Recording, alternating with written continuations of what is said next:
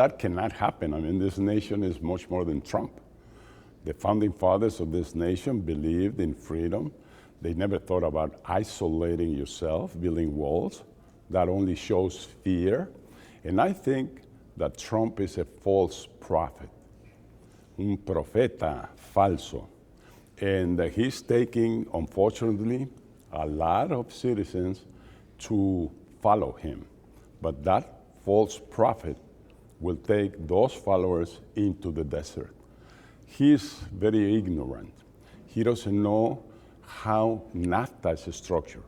He doesn't know that through NAFTA, Mexico exports to United States over $500 million US every year. That means hundreds of thousands, millions of jobs for US citizens. And he cannot deny that. Imagine that he builds a wall. So then we're not going to trade between United States and Mexico. And it's the largest trade in the world. And trading means business, and business means jobs, and business means income to people. So he's crazy.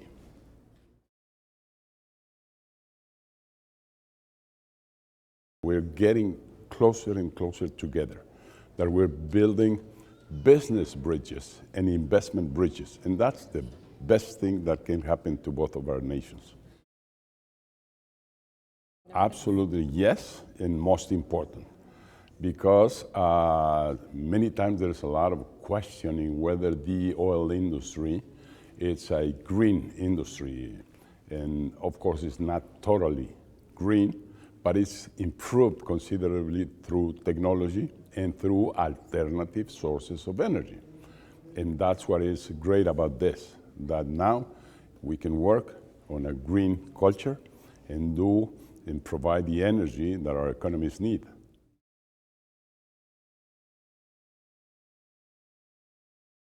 The problem we know comes from drugs, cartels, servicing the huge market in the United States.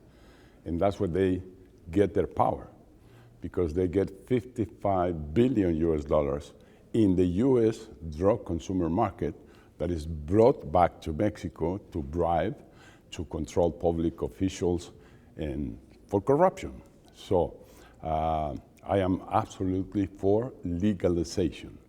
And fortunately, 2 states have taken the step, the state of Washington, the state of Colorado, and many more will follow. States and governments do not have the right to control and impose my behavior. We as human beings were born free, and it's our choice to do good or to do bad. What we need is to be informed, educated, and in prevention, and things will keep normal. And on the contrary, violence will disappear, product of drugs. Really, Mexico is in between the huge consumer market in the north and the suppliers, Colombia, Venezuela, Ecuador, Bolivia. That's where the drug comes from. And it happens to go through Mexican territory. That's why we must get out of this trap. It's not our war, it's not our problem. We don't produce drugs, we don't consume drugs. We're only being used as transit to the big market in this great nation. Migrants are great people. As a matter of fact, they are my heroes. A migrant has courage. A migrant is decided to go over any risk to make better for him and for his family. This nation has been built all along by migrants. Very few people in this nation, and I'm talking about United States, can deny that they have a migrant background.